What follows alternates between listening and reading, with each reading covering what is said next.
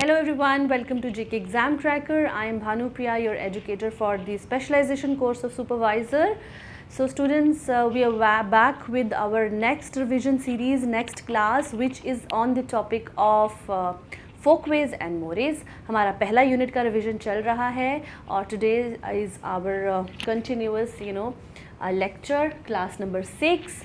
तो हमारा social institutions की रिवीजन चल रही है अलॉन्ग विद MCQs और हमारे जो एग्ज़ाम क्रैकर के पेड सब्सक्राइबर्स, हमारे जो पेड स्टूडेंट्स हैं, पेड हमारे स्टूडेंट्स नहीं कहूँगी मैं, हमारे जो कॉम्पिटिटर्स हैं, तो उनके लिए this is a news once again. आपका सारा सिलेबस कवर हो गया है, सारा अपलोड हो गया है. जो मॉक टेस्ट सीरीज़ जिन्होंने ज्वाइन की है, हमारे मॉक टेस्ट अपलोड हो रहे हैं एंड हमारे साथ जुड़े रहिए आप. And also information and announcement kind of for all those जो हमारे साथ नए जुड़ रहे हैं मेंबर्स हमारे यूट्यूब पर. तो हमारे पास अभी भी एग्ज़ाम के लिए बहुत टाइम है and we have 2 types of courses for you. One is complete syllabus along with GS और दूसरा हमने कोर्स लॉन्च किया है ओनली स्पेशलाइजेशन, बिकॉज जिनका GS अच्छा है, ज़रूरत नहीं है आपके लिए सिर्फ स्पेशलाइजेशन का कोर्स भी अवेलेबल है, तो आप उसका बेनिफिट अभी भी अवेल कर सकते हैं हमारा कोर्स ऐप पर परचेज़ करके. ठीक है, तो आज का अपना सेशन हम स्टार्ट करते हैं फोकवेज एंड मोरेज की revision. Today is lecture number 6. तो फोकवेज जो हमारी टर्म है वो किसने इंट्रोड्यूस की थी, सबसे पहली इंफॉर्मेशन इंपॉर्टेंट है. That was by William Graham Sumner in the book Folkways published in 1906. पहली इन्फॉर्मेशन, वर्ड का मतलब क्या होता है. फोक का मतलब तो लोग होते हैं और वेज होते हैं कि किस तरह से लोगों के बिहेवियरल हैबिट्स होती हैं. तो वो आदतें, वो तरीके जो लोग अपनी रोज़ की लाइफ में यूटिलाइज़ करते हैं, अडॉप्ट करते हैं, उन्हें हम फोक वेज कहते हैं. फोक्स के ways. Okay, folk veg are the accepted ways of behaviour. तो समनर कहते हैं कि फोक वेज क्या बताते हैं, they represent man's unique means of adapting himself to the environment. कि किस तरह से इंसान अपने इन्वायरमेंट को अडेप्ट करता है, किस तरह से अपनी लाइफ को ईजी बनाने के लिए अपने इन्वायरमेंट में खुद को वो ढालता है. ओके, गिलन एंड गिलन की डेफिनेशन है कि फोक veg are the behaviour patterns of everyday life which generally arise unconsciously in a group. ठीक है, तो रोज़मर्रा की लाइफ के ऐसे पैटर्न्स होते हैं ग्रुप लाइफ के as a member of the group और as a group as a whole. पूरा जो ग्रुप है मतलब इंसान जो कम्युनिटीज़ में रहते हैं, तो हमारे जो ऐसे पैटर्न्स ऑफ लाइफ जो अनकॉन्शियसली अराइज होते हैं, अनकॉन्शियसली यानी they are not like always thought of, बस हो जाते हैं, तो उन्हें हम कहते हैं फोकवेज. ल्यूनबर्ग कहते हैं दैट ये क्या होते हैं, दे आर द टिपिकल और habitual beliefs, attitudes and styles of conduct observed within a group और कम्युनिटी. ओके, सिंपल वर्ड्स में कहें तो फोकवेज क्या है, रिपीटेटिव पेटी एक्ट्स ऑफ द पीपल. लोगों के ऐसे एक्ट, छोटे छोटे ऐसे एक्शंस जो कि वो रिपीटेटिव तौर पर करते हैं. फॉर एग्ज़ाम्पल, किसी को जब घर कोई आए तो हम उनसे हाथ मिलाते हैं या नमस्ते करते हैं या पाँव छूते हैं, ये भी फोकवेज का हिस्सा है ना. कितने रिपीटेटिव और कितना छोटे से एक्शंस, इनको भी फोकवेज कहा जाता है. फोकवेज होते क्या हैं, ऐसी बिलीव्स, ऐसी कस्टमरी प्रैक्टिसेस होती हैं जो कि सोसाइटी में ये डिसाइड करती हैं कि हमने किस तरह से इंटरेक्शन करनी है. They are the everyday customs. Everyday customs यानी कि हमारे हैबिट्स, मैनर्स, एटिकेट्स, हमने खाना कैसे खाना है, किस तरह से बिहेव करना है, ड्रेस कैसा पहनना है ना, मैंने कहा ग्रीटिंग कैसे करना है किसी को, ये सारी चीज़ें मतलब फोकवेज का हिस्सा होती हैं.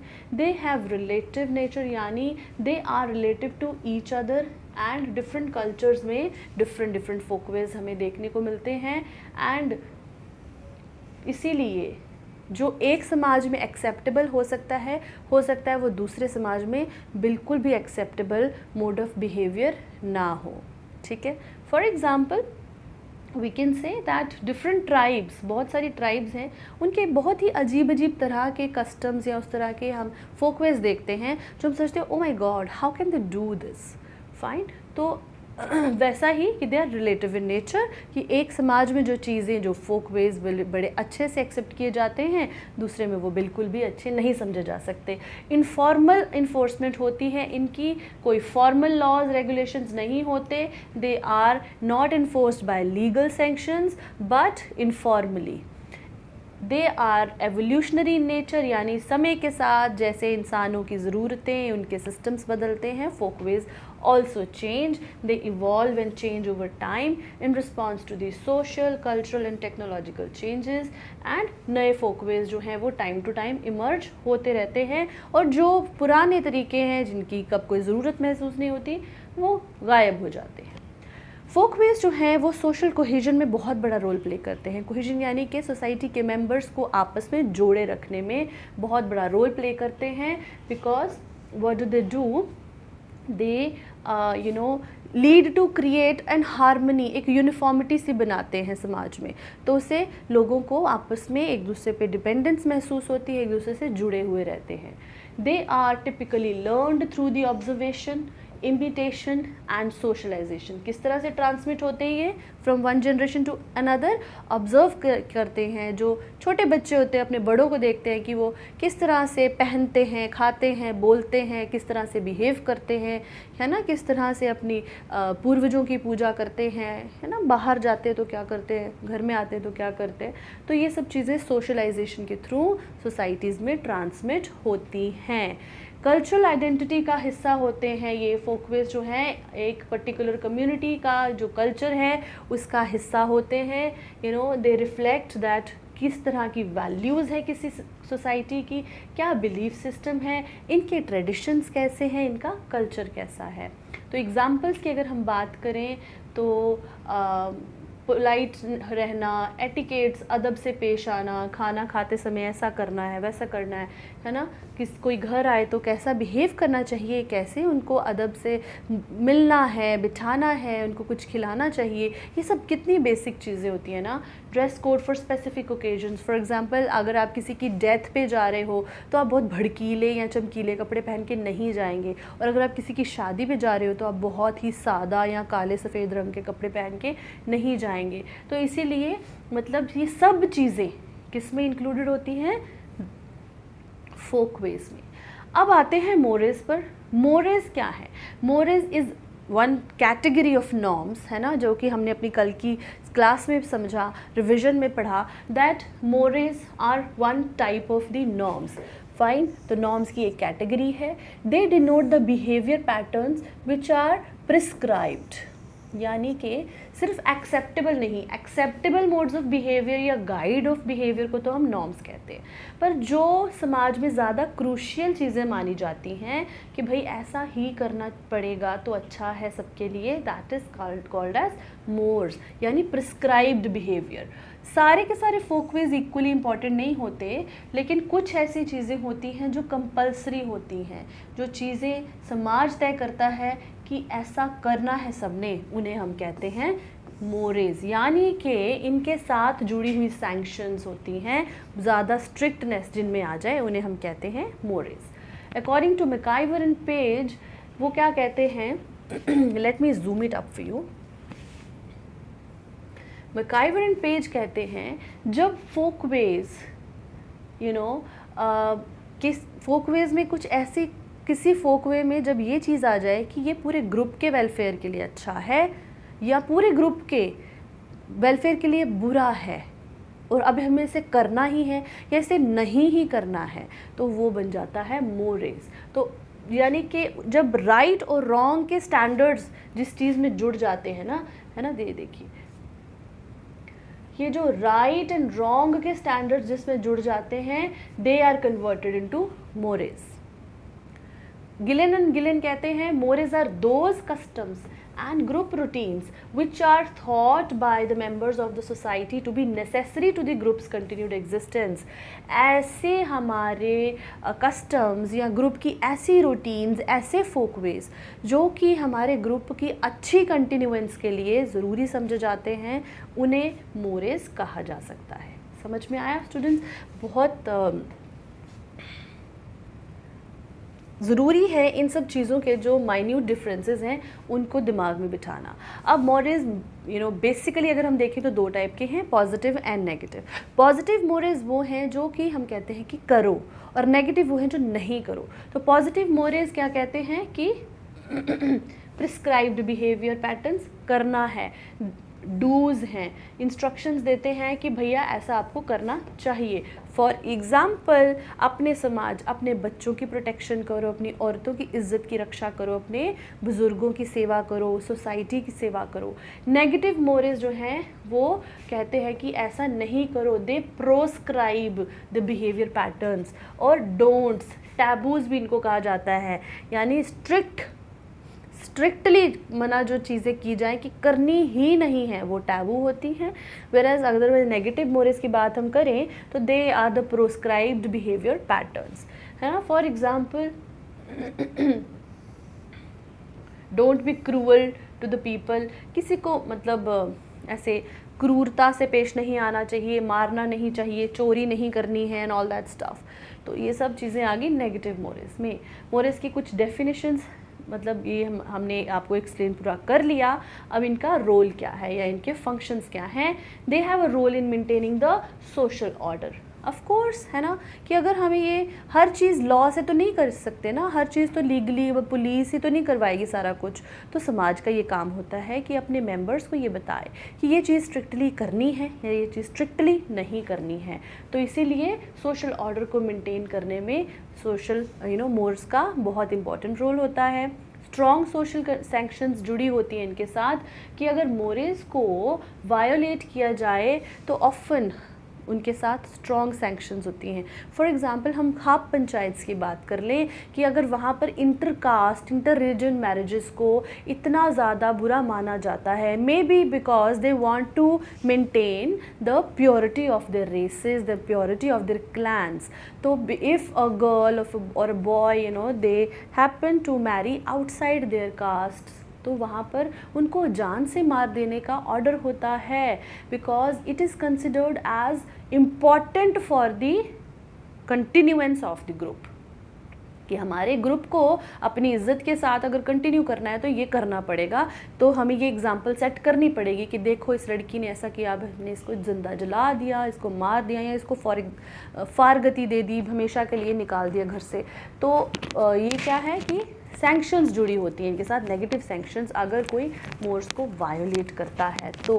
ओके, कंडेमनेशन, लीगल पनिशमेंट्स भी कभी कभी जुड़ी होती हैं।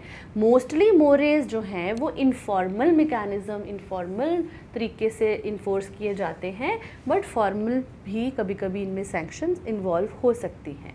तो जगह जगह मतलब अलग अलग सोसाइटीज़ के जो हैं mores, they are different, cultural variation के साथ डिफरेंट एक्सेप्टेबल बिहेवियर्स होते हैं। So they form like the foundation of the morality within a society, ethical principles को गाइड करते हैं। guiding behavior of the moral decisions, like how an individual can become a good member of the society, और ऐसे कोई भी काम उनको करने से पहले उसकी रूह तक कांप जाए। अगर सैंक्शंस नहीं होंगी तो नहीं होगा ना, अगर पनिशमेंट होती है तब इंसान को डर लगता है कि भैया मुझे अब ऐसा नहीं करना है। इंटरनलाइजेशन, यानी कि मोरेज जो हैं वो इंटरनलाइज, यानी लोग जो हैं उनको अपने बिलीफ सिस्टम का, अपनी थॉट सिस्टम का, अपनी लाइफ का हिस्सा बना लेते हैं through process of socialization. For example क्या है अब इनकी, honesty, integrity, respect for authority, loyalty to family and community, adherence to religious principles। So ये कुछ ऐसी चीज़ें हैं जो हमें कहती हैं कि भैया ऐसा करना ही करना है, अदरवाइज हमारी सोसाइटी की परपेचुएशन जो है वो ख़तरे में है। Okay, now the numbering of the questions is in continuous with the previous class. So कल हमने 15 क्वेश्चंस किए थे नॉर्म्स एंड वैल्यूज़ के, and continuing with that we are on question number 16 which is today's first question. Okay, question 16. Which sociologist is credited with the introducing the term norms into sociological literature? Norms जो term है sociology के literature में वो किसने introduce की है? Sumner ने, Kingsley Davis ने, दुर्खीम ने या मैक्स वेबर ने? तो जब ये छोटे छोटे टर्म्स है ना, नॉर्म्स, वैल्यूज़, फोकवेज, मोर्स, इसमें सबसे इम्पॉर्टेंट नाम किसका आ जाता है? समनर का। तो option A is the answer and his book is Folkways, क्योंकि फोकवेज को समझाते हुए उन्होंने इन सब चीज़ों का जिक्र किया था। तो 1906 में ये बुक उन्होंने पब्लिश की थी, very famous book and very important concepts. Question number 17, what are the beliefs in the context of social life? Social life की अगर हम बात करें तो बिलीफ क्या होता है, बिलीव्स क्या होते हैं? General standards of behaviour, assumptions neither true nor false, specific codes of conduct or imposed ideals.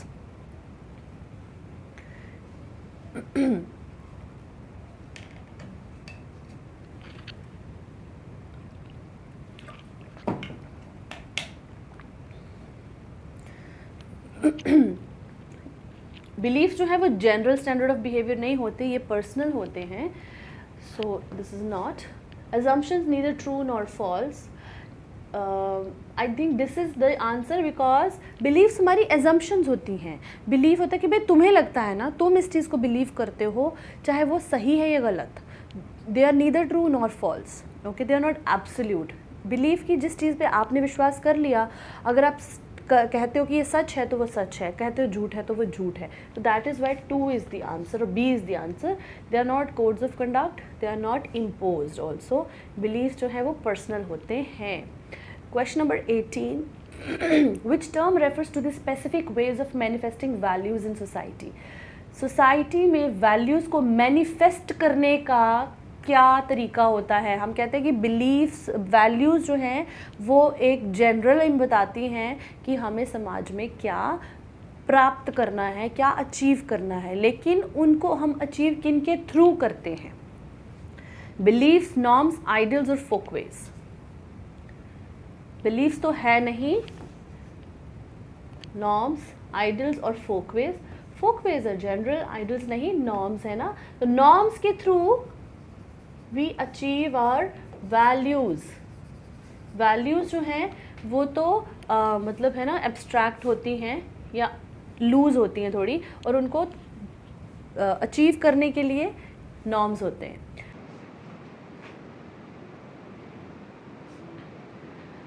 Okay, so question number 19, how are values different from beliefs? Values जो है वो इम्पोज होती हैं, वेयरएज बिलीव्स जो है वो इंटरनल होते हैं। वैल्यूज स्पेसिफिक assumptions होती है, वैल्यूज assumptions नहीं होती, ये ऑप्शन भी गलत है। Values are universal truths while beliefs are subjective. Values universal नहीं होती because they are different from society to society. Fourth option देखते हैं, values are abstract ideals while beliefs are specific assumptions। Values जो है वो डेफिनेटली एब्स्ट्रैक्ट आइडियल्स होते हैं और बिलीव्स जो है वो assumptions होती हैं। So D is the answer for question number 18. Question 20, what do the folkways represent according to the literal meaning of the term? Literally अगर हम folkways का मतलब देखें तो what is the meaning of this term? A, specific ways of behavior, people's behavioral habits, general ideas of conduct और universal values. Folkways, जैसे मैंने decipher किया था इसको, folk मतलब लोग और ways यानी उनकी आदतें। तो ऑप्शन बी इसका क्लियर आंसर है। People's behavioral habits are folkways. Moving on next to question number 21. What distinguishes folkways from other societal norms? folkways को बाकी societal norms से क्या चीज़ differentiate या distinguish करती है? A, they are enforced by legal sanctions. They are universally accepted across cultures. They are established through trial and error, or they are customary and habitual ways of behavior. Legal sanctions से तो enforce नहीं होते ये. Folkways are not universally accepted, but they are different from culture to culture. Trial and error से तो establish नहीं होते हैं. They are customary and habitual ways of behavior. ठीक है? आदतन तौर पे जो चीज़ें ग्रुप्स का हिस्सा बन जाती हैं, हमारे कस्टम्स का हिस्सा बन जाती हैं, उन्हें हम folkways कहते हैं. Question number 22. How do folkways contribute to social cohesion? Society को जोड़े रखने में कैसे folkways हेल्प करते हैं? A. By promoting individualism and diversity. क्या फोकवेज इंडिविजुअलिज्म, यानी कि कहते हैं कि एक इंसान को अपने ही बारे में सोचना चाहिए? By enforcing strict rules and regulations, क्या strict rules and regulations enforce करते हैं फोकवेज या लूज होते हैं? Providing a sense of familiarity and belonging, एक फेमिलियर होने की यानी कि ऐसी फीलिंग देते हैं फोकवेज कि हम लोग एक दूसरे से जुड़े हुए हैं। By encouraging innovation and change, option C is the correct answer. Very evident, what is it saying कि फोकवेज का क्या मतलब होता है कि कैसे हमारे सोसाइटी के मेंबर्स को आपस में जोड़े रखती है कि जब उन्हें ये लगता है कि हम लोग एक जैसे हैं, एक दूसरे को बिलोंग करते हैं, क्योंकि हमारी आदतें एक जैसी हैं, हमारे कस्टम्स, हमारी जीने का रंग ढंग एक जैसा है। Question number 23. Which of the following best describes the transmission of folkways to new generations? Folkways new generations में कैसे transmit होते हैं? कौन सी इनमें से ऑप्शन इसको बेस्ट तरह से डिस्क्राइब कर रहा है?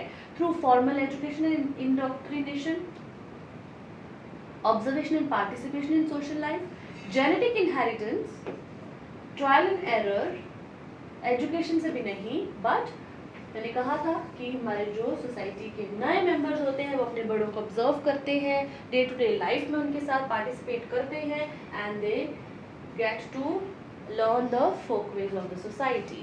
Question number 24. What is the key characteristic of folkways in relation to societal change? अगर society change की बात करें तो folkways की क्या कहना है? They remain static and unchanging over time. क्या ये कभी नहीं बदलते? जैसे folkways एक बार establish हो जाते हैं वैसे ही रहते हैं हमेशा. They adapt and evolve in response to societal needs. ये समाज की ज़रूरतों, लोगों की ज़रूरतों के मुताबिक evolve होते हैं और बदलते हैं. They are imposed by authoritative figures. कोई authoritative figures, authorities हमारे ऊपर ये impose करती हैं. और क्या ये individualism को promote करते हैं? Individualism होता है where the individual is more important than the group. तो clear दिख रहा है, ऑप्शन बी है इसका आंसर। ये जो folkways हैं वो भी बदलते हैं जैसे जैसे सोसाइटी के मेंबर्स की ज़रूरतें बदलती हैं। Question number 25. What distinguishes mores from folkways? Mores में folkways में क्या फ़र्क होता है? Mores universal होते हैं whereas folkways are culturally specific. Mores भी culturally specific होते हैं।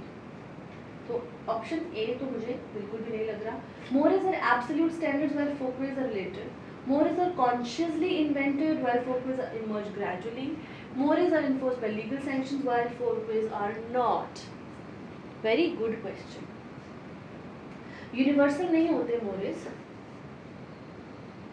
एब्सोल्यूट स्टैंडर्ड्स होते हैं, फोकवेज रिलेटिव होते हैं। एज वी सेड दैट किसी समाज में जो चीज़ बहुत अच्छे से मानी जा सकती है हो सकता है दूसरे में उसका पता भी ना होगी, ऐसा भी कुछ होता है। Mores are consciously invented, no, they come to become the part of the moral standards with time, with practice, by trial and error. Folkways जो है वो ग्रेजुअली मर्ज होते हैं बट मोरेस भी ग्रेजुअली मर्ज होते हैं। लीगल सैंक्शंस हमेशा मोरेस में, जब लीगल सैंक्शन होती है तो यही मोरेस लॉज बन जाते हैं। ओके, फोकवेज पर सैंक्शन नहीं होती तो इसमें भी लीगल सैंक्शन नहीं होती। तो ऑप्शन बी बचता है हमारे पास कि मोरेस आर एब्सोल्यूट स्टैंडर्ड्स, जो जबकि फोकवेज जो है वो रिलेटिव होते हैं। क्वेश्चन नंबर 26 क्या कहता है? How do mores originate within a society? Mores कैसे एक सोसाइटी में ओरिजिनेट होते हैं? Through conscious invention and deliberation? No. Through trial and error experiments, customary practices and group beliefs, through formal education and indoctrination. अब A और D तो हमें सामने सामने दिख रहा है कि ऐसा कुछ भी नहीं है, तो बी और सी में थोड़ा देखते हैं। ट्रायल एंड एरर, एक्सपेरिमेंटेशन तो नहीं की जाती है एटलीस्ट, तो customary practices and group beliefs जो हैं वो उनको इतना स्ट्रिक्ट राइट या रॉन्ग का मतलब समझाने में इम्पॉर्टेंट बना देते हैं। Question number 27, what role do mores play in society? तो सोसाइटी में मोरेस क्या रोल प्ले करते हैं? They promote individualism and diversity? No, not at all. They enforce strict rules of etiquette? They establish absolute standards of right and wrong. They encourage innovation and creativity. Strict rules of etiquette, तो सिर्फ etiquette के rule नहीं होते, but they establish absolute standards of right and wrong. Right and wrong की जहाँ बात आती है, standards of right and wrong, वो मोरेस होते हैं। तो इसी तरह से मोरेस का यही रोल होता है सोसाइटी में कि सही और गलत के स्टैंडर्ड्स में फ़र्क बताना। 28. How do mores become self-validating and perpetuating? Self-validating होते हैं कि अपने आप की खुद वो प्रूफ देते हैं, and perpetuating means that they keep on existing through the time. समय के साथ आगे चलते जाते, ख़त्म नहीं होते। कैसे होते हैं ये ऐसे? By being consciously invented by individuals.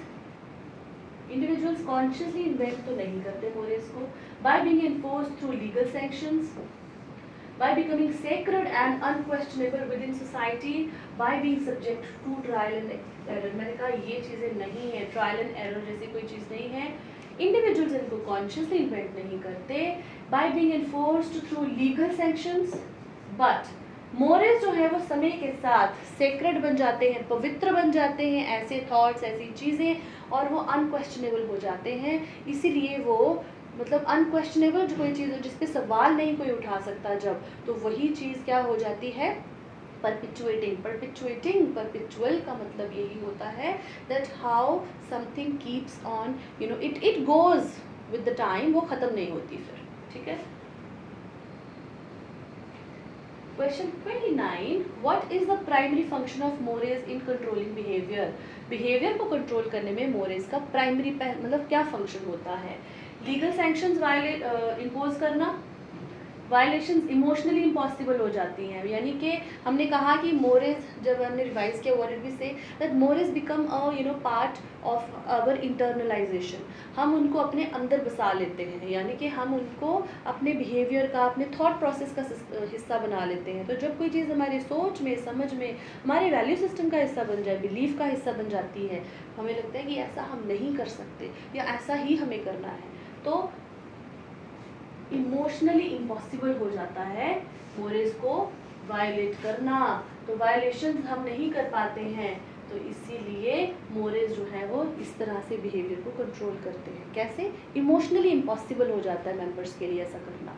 Individual autonomy नहीं बढ़ाते ये। इंटेलेक्चुअल डिबेट, ऐसा कुछ नहीं है।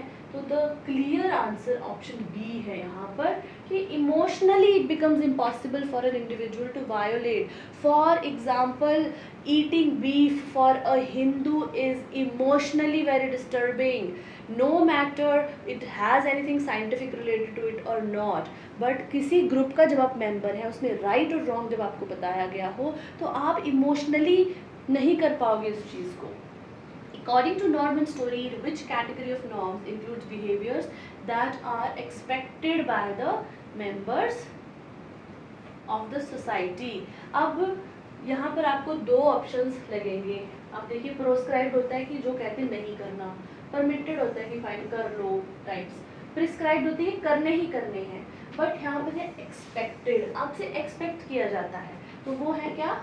Option C is the answer, preferred norms. Preferred norms कहते हैं कि ऐसा करो, एक्सपेक्ट किया जाता है आपसे, प्रेफरेबल है कि भैया आप ये करो, तो नहीं करो तो भी ठीक है, कुछ और कर लो। 31. What did Kingsley Davis categorize as one of the 7 categories of norms? तो किंग्सले डेविस ने 7 कैटेगरीज ऑफ नॉर्म्स दी थी, उसमें से इनमें से एक कौन सी है? फैशन है, रिलीजन है, इंस्टीट्यूशन है, या मोरल्स है? रिलीजन और इंस्टीट्यूशन तो नहीं है, इन्होंने फैशन भी नहीं दिया था, तो इन्होंने मोरल्स दिया था। इनके अलावा और 6 थे। Next question number 32. Mores are sanctioned usages, formal usages, not usages, or none of the above. So as I said, mores right और wrong का फ़र्क बताते हैं and they are strictly followed, and वो कैसे मनाई जाती हैं? sanctions के थ्रू। तो mores are the sanctioned usages. They are usages, यानी कि क्या करना है समाज में ये बताते हैं, एज वेल एज सैंक्शंस होती हैं इनके साथ, अच्छा और बुरा जुड़ा होता है। तो इसके लिए अगर कोई अच्छा करेगा, राइट करेगा तो उसको रिवॉर्ड मिलता है, रॉन्ग करेगा तो उसको पनिशमेंट मिलती है।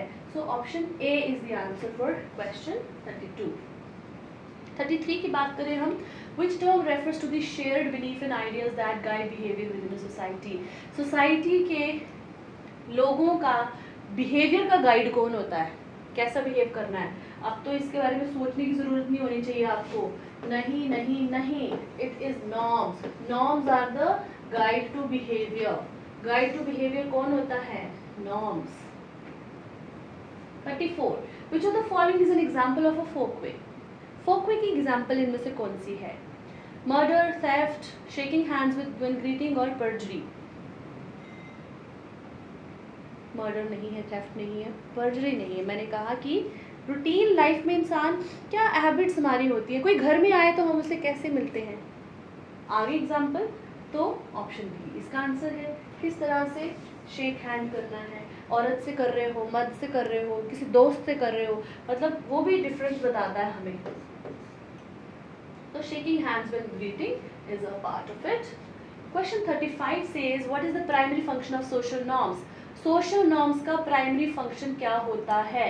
Restrict individual freedom, encourage creativity, guide behaviour in society और प्रमोट एनार्की। इंडिविजुअल की फ्रीडम पे ऐसी कोई बात नहीं करता ये, क्रिएटिविटी की कोई इसको टेंशन नहीं है, guide behaviour in society, promote anarchy, no it norms जो है वो ऑर्डर प्रमोट करते हैं। एनार्की होती है जब समाज में कोई ऑर्डर नहीं रहता, कोई लोगों को पता नहीं चलता हमने कैसे काम करना है, तो इसी चीज़ को तो रिड्यूस करने के लिए नॉर्म्स होते हैं। Mores are considered necessary to individual welfare, group welfare, economic welfare, none of these. Group welfare, है ना? Economic या individual welfare वाली कोई बात नहीं है. It is a group activity, group thing. What is considered good for the group? What is considered not good for the group? What term is used for the specific rules of behavior agreed upon and enforced in a society? Specific rules of behaviour जो कि society के लिए अच्छे माने जाते हैं and enforced. अब यहाँ पर कैच वर्ड कौन सा है? कीवर्ड है एनफोर्स, यानी कि फोर्स किए जाते हैं। तो जो चीज़ फोर्सिबली अप्लाई की जाए वो तो होगी क्या? रूल से, लीगल है वो, तो वो क्या हुए? लॉज। ये सारी चीज़ें सोशल हैं, ये भी हैं, बट ये एनफोर्स नहीं की जाती हैं, तो it is laws. Question 38, in social institutions what do the norms provide? Norms क्या करते हैं? सोशल इंस्टीट्यूशंस में क्या प्रोवाइड करते हैं? फ्लेक्सिबिलिटी, स्टेबिलिटी, यूनिफॉर्मिटी और variety. The answer is uniformity. Question number 39, which term refers to the informal rules that govern behavior in everyday situation? Informal rules कौन से होते हैं जो everyday life को guide करते हैं? Informal यानी they are not formal. Everyday life यहाँ आ गई, folk ways, everyday रोजमर्रा की लाइफ में क्या करते हैं?